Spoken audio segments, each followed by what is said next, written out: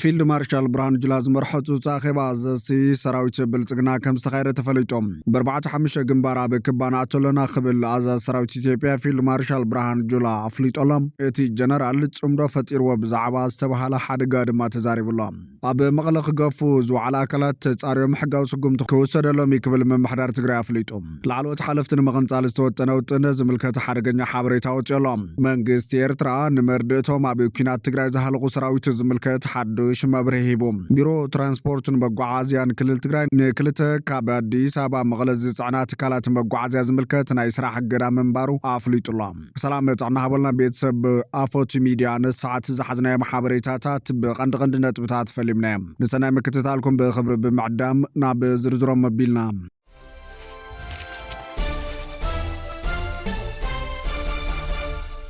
ቢሮ ትራንስፖርትን መጓዓዝያን ክልል ትግራይ ንክልተ ካብ አዲስ አበባ መቐለ ዝጽዕና ትካላት መጓዓዝያ ዝምልከት ናይ ስራሕ እገዳ ምግባር ኣፍሊጦም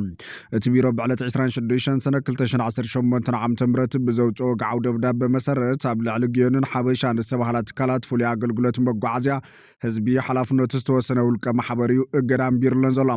ብሓላፊ እቲ ቢሮ ኣይተ ኣማኑኤል ገብረኺዳን ዝተኣዘዘ እቲ ደብዳቤ ከም ዝገለጾ ዘን ትካላት ኣብ ከተማ መቐለ ቤት ጽሕፈት ብምኽፋት ኣብ ስራሕ እኳ እንተነበራ ከርከርተን ነዊሕ እዋን ደው ኢለን ከም ዝጸንሓን ሰራሕተኛታትን ድማ ንኻሊእ ትካል ናይ ድለላ ስራሕ ክሰርሑ ከም ዝተረኸቡን የረድም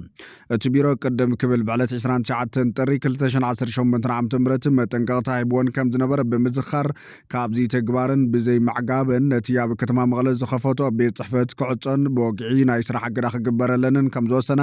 እቲ ደብዳቤ ይነጽር እዚ ውሳነ ብቕዳሕ ናብ ዝተፈላለዩ ኣካላት መንግስቲ ፌደራልን ክልልን ከም ዝተላኣኸ እውን ኣብቲ ሰነድ ተመላኺቱሎ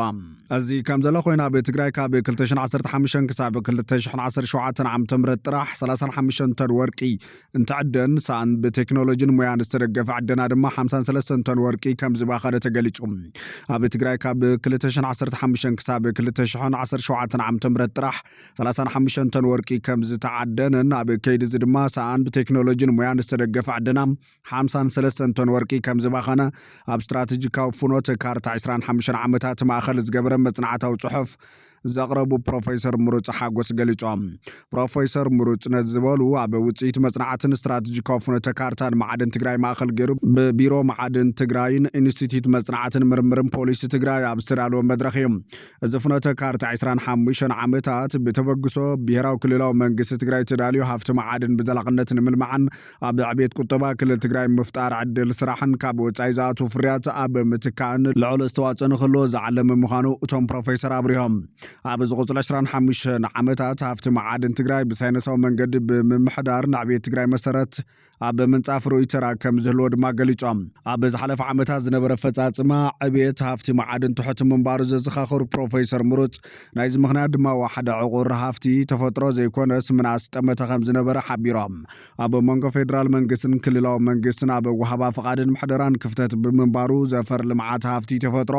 ከዓቢ ከም ዘይካለ ብምሕባራ ብዝመፁ 25 ዓመታት ልምዓት ዘፈር ማዕድን ንኽብርኽ ዝተወሰኑ ስልጣንን ተግባርን ፌደራል መንግስትን ኣብ ክልላዊ መንግስቲ ምምሕልላፍ ከም ዘድልእ ኣረድዮም ኣብ ዘፈር ማዕድን ዝተሓንፀፁ መደባት ንምዕዋትን እቲ ሃፍቲ ማዕድን ብኣግባቡ ንኽለምዕን ልምዓት ማዕድን ብኣግባቡ ዝመርሕ ንጹር ፖሊስን ስትራቴጂን ምድላው ምምሓሽ ኣዋጅን ደንብን ዝተረጋግዐ ፖለቲካዊ ሃዋህው ምፍጣርን ከባብያዊ ሰላም ወሓስነት ዘፈር እኹል ጠመተ መሃብን በጀት ምምዳምን ክውሰዱ ካብ ዝግቦም ስትራቴጂካዊ ስጉምታት ምዃኖም መመላኺቶም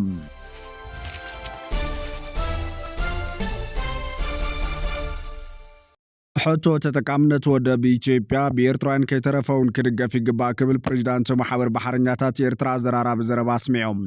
ሕቶ ኣፍ ደገ ባሕሪ ወይ ድማ ወደብ ኢትዮጵያ ብኢትዮጵያውያን ጥራይ ዘይኮነስ በኤርትራውያን እውን ከይተረፈ ክድገፍ ዘለዎ ጉዳይ ምዃኑ ፕሬዚዳንት ማሕበር ባሕረኛታት ኤርትራ ፓውሎ አንቶኒዮ ገሊጾም ምስ እዋናዊ መደብ ኢቲቪ ቃለ መጠይቕ ዝገበረ ፓውሎ አንቶኒዮ ምስ ሕቶ ወደብ ኢትዮጵያን ምስ ናይቲ ዞባ ናይ ሰላም መማራፅታትን ተኣሳሲሩ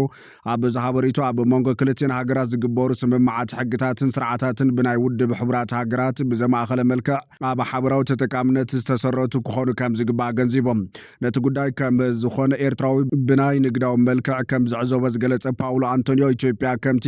ኣብ ካልኦት ሃገራት ወደባት ተኻርያ ትጥቀም ኣብ ኤርትራ እውን እትደልዩ ኣገልግሎት ንምርካብ እተካይዶ ጻዕሪ ሓበራዊ ረብሓ ክሳብ ዘለዎ ንውጊ ይኹን ንስጋት ጻውዒት ክኸውን ዝኽእለሉ ምንም ዓይነት ምኽንያት የለን ኢሎም ኣብ መግለፂ ቀፂሉ ተጠቃምነት ወደብ ዓሚል እንተዘይሃልይዎም ንሕና እውን ተረባሕተይ ንኸውንን ስለዚ ትሕቶ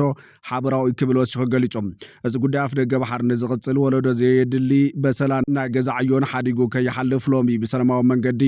ንኽፈታሕ ምስራሕ ከም ዘድሊ እቲ ፕሬዚዳንት ደጊሞ ተሓሳሲቦም ነቶም ፀገማት ነባርን ዝሓሸን መፍትሒ ንምምፃሕ እውን ዓበይቲ ናይ ገዛ ዕዮታት ከም ዘለው ዝጠቐሰ ፓውሎ አንቶኒዮ ዝሓሸ ናብራ ንኽመፅእ እንዳሓሰብና ከለና እንተኾነ ግን እቲ ዝኸፈ ነገር ንገብር ኣለና ክብል ስጋቱ ገሊፆም እቲ ዝሓሸን እንኮነ ኣመራፂ ሓበራዊ ምትሕብባርን ልምዓት ኮሪደርን ዘጠቓለለ ቁጠባዊ ውህደት ምፍጣር ምዃኑ ዘመልከተ እቲ ፕሬዚዳንት መትከል ምሃብን ምቕባልን ብሰላማውን ህዱእን መንፈስ ክትግበር ከም ዝግባእ መኺሮም እቲ ፀገም ምስ ኢትዮጵያ ጥራይ ዘይኮነስ ምስ ሃገራት እቲ ዞባ ብሰፊሑ ምርኣይ ከም ዘድሊ ብምጥቃስ ምሁራት ፖለቲከኛታትን ህዝብን ገጽ ንገጽ ተራኺቦም ዝመያየጥሉ መድረኽ ክፍጠር ከም ዘለዎ እውን ኣገንዚቦም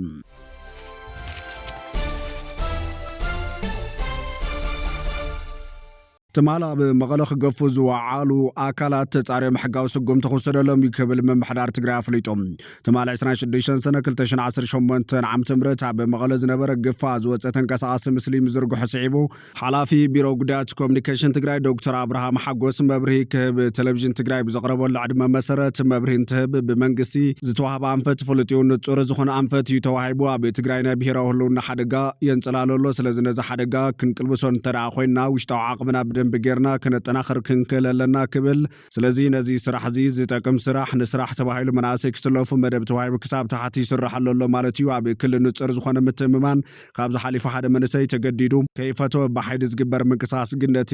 ንሓስቦ ዘለና ናይ መኸተ ጉዳይ ዝጎድእ ዘፀልምትን ዝሃስን ስለ ዝኾነ ከም ዝበለ ምንቅስቓስ ብዝኾነ ይኹን ማዕቀን ተቐባልነት ዘይብሉ ተግባር ኢሉ ስለዚ ናይ መቐለ ጉዳይ ብወገን መንግስቲ ጻረ ዝብል አንፈት ተዋሂብዎ ኣሎ ዝርዝሩ ክጻረ እዩ ተጻሪ ንምንታይ ደኣ ከምዚ ዝበለ ኩነታት ተፈጢሩ ዝብል ክረዩ ኣብ ከም ዝበለ ኩነታት ይደለዎም ዝበሃል ኣካላት ናይ መንግስቲ ወይ ናይ ፀጥታ ኣካላት እንድሕር ሃልዮም ኮይኖም ምምሕዳራዊ ስጉምቲ ብግልፂ ክውሰድ እዩ ማለት ኢሎም ቅድም ናብ ከምኡ ምእታውና ግን ነቲ ዝርዝር ኩነታት እንታይ ዝብል ብዝርዝር ክጽናዕን ክፍለጥን ስለ ዘለዎም ተጸኒዕ መብርሂ ክወሃበሉ ክኽለሎ እቲ ውፅኢቱ እንታይ ዝብል እውን ብደንቢ ክፍለጥ ክኽለሎ በዚ ደረጃ ዝቐልጢፍና ኣጽኒዕና ፈሊጥና ነቲ ኩነታት እውን ኣጻሪና ዝወሃብ ስጉምቲ ክወሃበሉ ዝብል እዩ እቲ ናይ መንግስቲ አንፈት ክብል ገሊፆም እዚ ካብ ህዝቢ ትግራይ ከቢድ ተቃውሞ ገጢምዎ ዘሎ ናይ ግፋ መደባት ኣብ ዓበይቲ ከተማታት እታ ክልል ከይተረፈ ብሰፊሕ ዝረአ ናብ ላዕሊ ብርክት ዝበሉ መንእሰያት ትግራይ እውን ረዓዲ ዝፈጠረን ኮይኑ ትማል ኣብ ከተማ መቐለ ዝተረኣየ ፈጻመ እውን ነዚ ኩነታት ኣጉልሁ ዘረጋግፅ እዮም ትማሊ ኣብ ከተማ መቐለ ብሓይሊ ዝተገፈፉ መናእሰያት ናብ መሰልጥን ማእኸል ኣብ ምብፃሕ ዝነበረት ኣውቶቡስ ካብ ህዝቢ ተኸባቢ ናይ ዳርባ እምኒ ተቃውሞ ከም ዝበፅሓ ዘረጋግፅ እቲ ሓበሬታ መንእሰያት ትግራይ ነቲ ጉጅለ ህግደፍ መንእሰያት ኤርትራ ንምጽናት ዝተጠቐመሉ ስልቲ ኣብ ትግራይ ክቕበልዎ ዘይምዃሎም ብርክት ብዝበለ ቁፅሪ ናብ ኣዲስ ኣበባ ይጉዕዙ ምህላዎም እዩ ዝንገር ቤት ፅሕፈት ሰላምን ፀጥታን ትግራይ ኣብ ትግራይ ዝተመልመሉ መናእሰይ ንሰራዊት የሰልጥን ከም ዘሎ እኳ እንተኣመነ መስርሕ ምልመላ ግና ብመንግስቲ ትኽልል ከም ዝፍፀም ብምግላፁ ትግራይ ሙሉእ ብምሉእ ኣብ ጽልዋ ጉጅለ ህግደፍ ወዲቓ ምህላዋ ዘረጋግፅ ይብሉ ተዓዘብቲ ብውዕል ፕሪቶርያ ዝተጣየሸን ብጀነራል ታደሰ ወረደ ዝምራሕ ግዜያዊ ምምሕዳር ብምንጻግ ስልጣን ዝሓዘ ቅድሚ ኩናት ትግራይ ብዝተኻየደ በይናዊ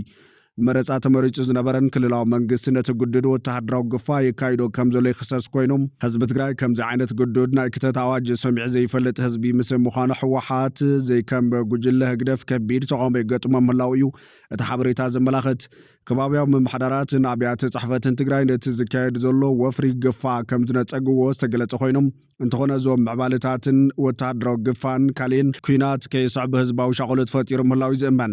ብዘይካ መቐለ ኣብ ከም ዓድዋ ሽረን ዝኣመሰላ ከተማታት እውን ዝሰፊሕ ናይ ግፋ መደባት ይካየድ ምህላው ዝገልጽ እቲ ሓበሬታ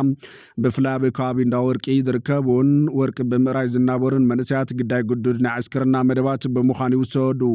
ምህላዎም ይዝንገር ኣብ ዝሓለፈ ሰሙን ኣብ ከባቢ ዓድዋ መሬት ወገግ ምስ በለም ከም ልሙድ ናብ እንዳ ወርቂ ኮፍሩ ዝተበገሱ መንስያት ዝሪኦም ብዕጡቃት ፖሊስን ከም ዝተኸበበ ብሓይሊ ናብ ጉዱድ ዕስክርና ከም ዝተወሰዱን ዝተገለጸ ኮይኑ እቶም 180 መናእሰይ ባስታት 250 ዕጡቃትን 4 ፖሊስን ተገፊፎም ኣብ ከተማ ሓሳኣ ናብ ዝርከብ ቤት ማእሰርቲ ዓዲ ፍታው ተወሲዶም ኣብ ሓደ ክፍሊ ብዘይ ምግብን ማይን ተኣሲሮም ምሕዳሮም እውን ይዝንገር ምስ መንግስቲ ፌደራል ካብ ተፋጠጥ ዝርከብ ውድብ ሕወሓት ትግራይ ጉዱድ ዕስክርና ከም ዝእወጅ ምግባሩ ዝከር ኮይኑ እዚ ንመንስያት ኤርትራ ናብ ዓለም ሙሉእ ክብተውን ዝገበረ ሓደገኛ ፖሊሲ ህግደፍ መንስያት ትግራይ እውን ክፀርዎ ከም ዘይኽእሉን ናብ ከተማታት ኢትዮጵያ ክብተውን ከም ዝገበሮምን እዩ ዝንገር ዘሎ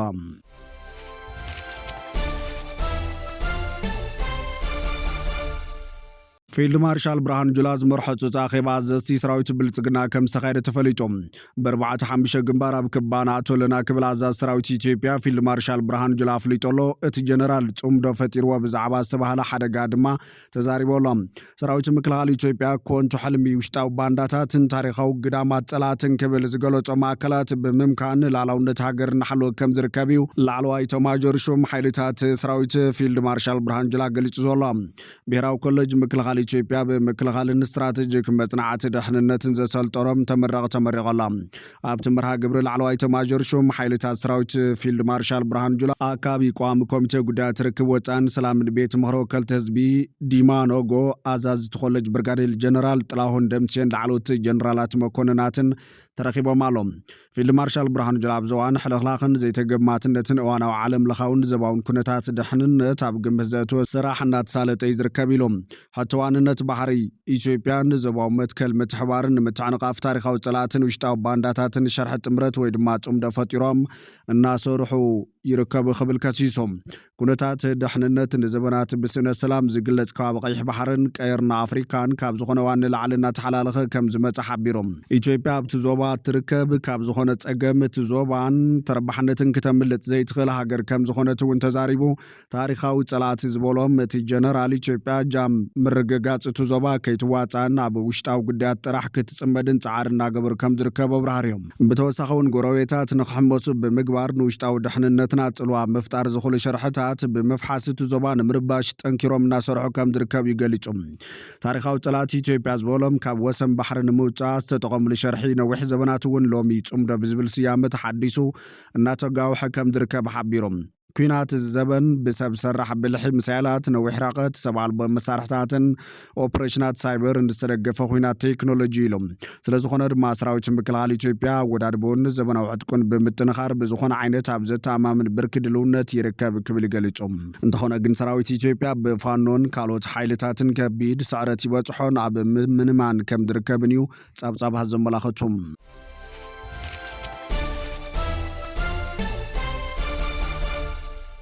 መንግስቲ ኤርትራ ንመርድእቶም ኣብ ኩናት ትግራይ ዝሃለቑ ሰራዊት ዝምልከት ሓዱሽ ሓበሬታ ሂቦም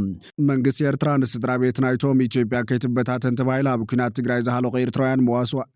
መስዋዕቲ ከም ዘይሕብርን ንኻሊእ ህልቂት ኤርትራውያን ተዳልዩ ከም ዘሎን ኣፍሊጦም መንግስቲ ኤርትራ ኢትዮጵያ ከይትበታተን ተባሂሉ ካብ መወዳእታ 2020 ክሳብ 2022 ኣብ ጎኒ ሰራዊት ማእኸላይ መንግስቲ ኢትዮጵያ ተሰሊፎም ኣብ ኩናት ትግራይ ዝሃለቑ 10,000 ኤርትራውያን ሰልፊ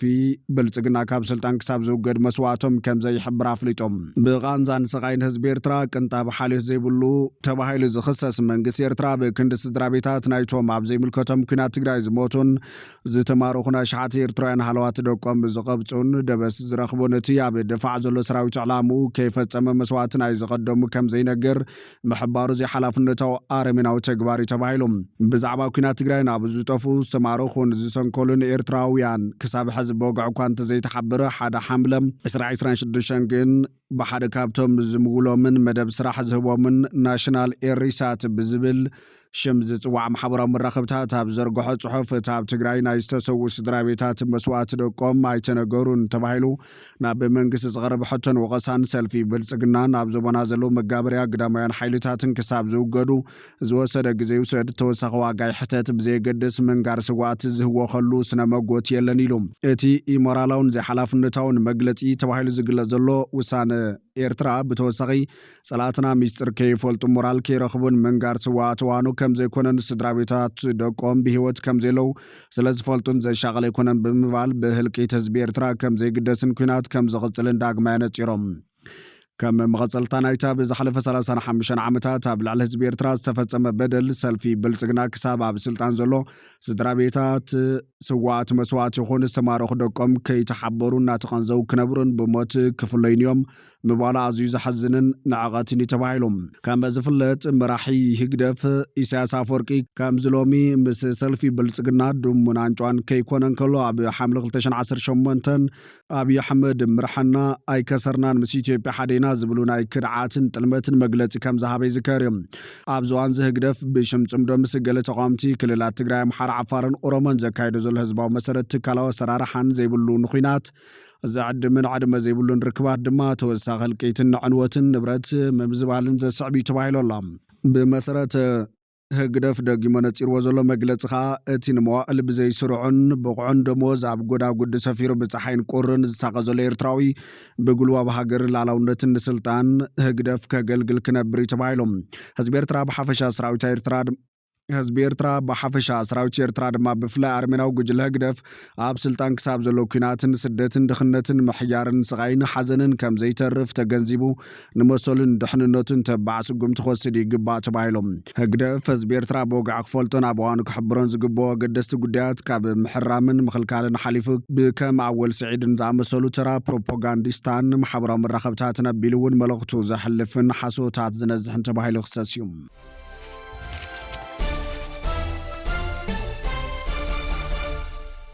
ላዕሎት ሓለፍትን መቐንጻል ዝተወጠነ ውጥን ዝምልከት ሓደገኛ ሓበሬታ ወፂኦም ኣሜሪካን ኢራንን ኣብ ወሳነ ስምምዕ ምቁራት ተኹሳ ብዝበጽሓሉ ዘሎ እዋን ሰበስልጣን ኣሜሪካ እስራኤል ንላዕሎት ተዛተይቲ ኢራን ክትቀትል ውዲት ተኣልም ከም ዝነበረ ተገሊጾም ኣሜሪካን ኢራንን ኣብ ወርሒ ማዝያ ብስምምዕ ምቁራት ተኹሲ ኣብ ዝበጽሓሉ እዋን እቶም ክልተ ላዕሎት ተዛተይቲ ኢራን ዝኾኑ ሚኒስተር ጉዳያት ወጻኢ አባስ አራግችን አፈ ጉባኤ ፓርላማ መሐመድ ባጋር ጋሊባፍን በእስራኤል ዓላማ ከሆኑ ከም ዝኹሉ ስኸፍታ ከም ዝነበሮም ሰበስልጣን አሜሪካ ገሊጾም ስጋት ከም ዝነበሮ ዝግለጽ ምምሕዳር ትራምፕ እስራኤል ነዞም ክልተ ላዕሎት ሰበስልጣን ኢራን ዓላማ ክትገብር ከም ትኽእል ንቴህራን ዘጠንቅቕ መልእኽቲ ናብ ዞባዊ ሃገራት ሰዲድዮም ሰበስልጣን አሜሪካ ትዝርርብ ኣብ ወርሒ ማዝያ ድሕሪ ምጅማሩ ዝካየድ ዝኾነ ይኹን ፈተና ቅትለት ነቲ ዝርርብ ካብ ሓዲዱ ከውጾን ነቲ ግጭት ከየንድዶን ስኸፍታ ነይርዎም አሜሪካ ወሃብ ጋልባይቱ ኢራንን ቀንዲ ተዛታይ ጋሊባፍ ኣብ ዝርዝር ቅትለታት እስራኤል ከም ዘሎ ምስ ፈለጠት ንእስራኤል ዝኾነ ሰጎምቲ ከይትወስድ ኣጠንቂቓቶም ምንባራ ይዝከርዮም ፈትዋትን ክብራትን ቤተሰብ አፎች ሚዲያ ነሰዓት ዝሓዝናዮም ሓበሬታታት ነቶም ክትከታተልዎም ዝጸናሕኩም ይመስሉ ነይሮም ንሰናይ ምክትታልኩም ብምስጋን ናብ ዝቕጽል ብኻልኦት ሓበሬታታት ክሳብ ንራኸብ ንምድለዋትና ላይክ ሼር ንሚድያና ሳብስክራይብ ብምግባር ቤተሰብ አፎች ሚዲያ ኹኑ